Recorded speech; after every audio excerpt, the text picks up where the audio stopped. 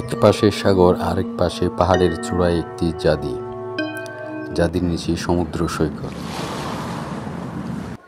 Hilltop circuit house পর্যটন কেন্দ্র কক্সবাজার। বাংলাদেশের অধিকাংশ জেলায় একটি সার্কিট হাউস থাকলেও কক্সবাজার জেলায় দুটি সার্কিট হাউস রয়েছে। পাহাড়ের উপরে অবস্থিত সার্কিট হাউসের নাম হিলটপ সার্কিট হাউস এবং পাহাড়ের নিচে অবস্থিত সার্কিট হাউসের নাম hill down circuit house.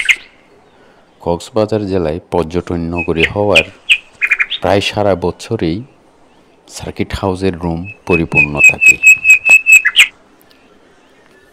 Circuit হাউসে ওঠার সময় দেখতে পাবেন দুই পাশে প্রকৃতির পরিবেশ।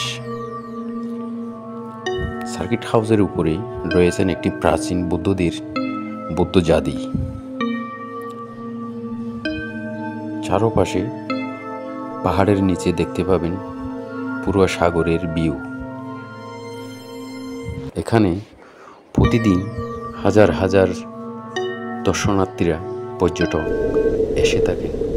এক পাশে সাগর, অন্য পাশে পাহাড় হওয়াতেই কক্সবাজার একটি পর্যটন কেন্দ্র।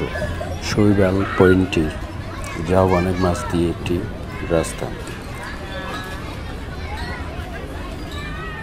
আমরাও নেমে যাচ্ছি এখন সমুদ্র সৈকতের নামলাম। দিনটা ছিল শুক্রবার, অনেক পর্যটকের ভিড়, সাথে ঘোড়া নিয়ে চড়ার একটু চেষ্টা। তারা দাম বেশি বলাতেই তাদের নিলাম না। এখানে বাচ্চাদের নিয়ে আসলে তারা অনেক আনন্দ করে থাকেন, তাদের মুহূর্তটা খুব সুন্দর হয়।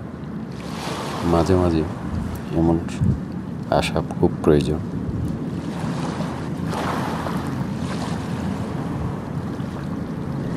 একটু বৃষ্টি হওয়াতেই আজকে একটু চারপাশে ভেজা দেখা যাচ্ছে। সূর্য অস্ত যাওয়ার দৃশ্যগুলো কক্সবাজার থেকে খুব সুন্দর দেখা যায়। এই দৃশ্য দেখার জন্য অনেকেই অপেক্ষা করে থাকেন। সাগরের পানিতে নেমে কে না চায় একটু স্নান করতে, তারাও নেমে একটু স্নান করলো। এখন জোয়ার আসার টাইম, তাই বেশিক্ষণ থাকা যাবে না। কক্সবাজার থেকে রওনা হয়ে গেলাম আমি চট্টগ্রামের উদ্দেশ্যে। চট্টগ্রাম থেকে চলে যাব রাঙ্গামাটি কাপ্তাই চিনমরং বৌদ্ধবিহার। এখন আমি চিনমরং বৌদ্ধবিহারের মেন গেটে। চিনমরংয়ের সম্পূর্ণ বিহার দেখতে পাবেন আরেকটা ভিডিওতে। শীঘ্রই আমি ভিডিওটা পাবলিশ করব।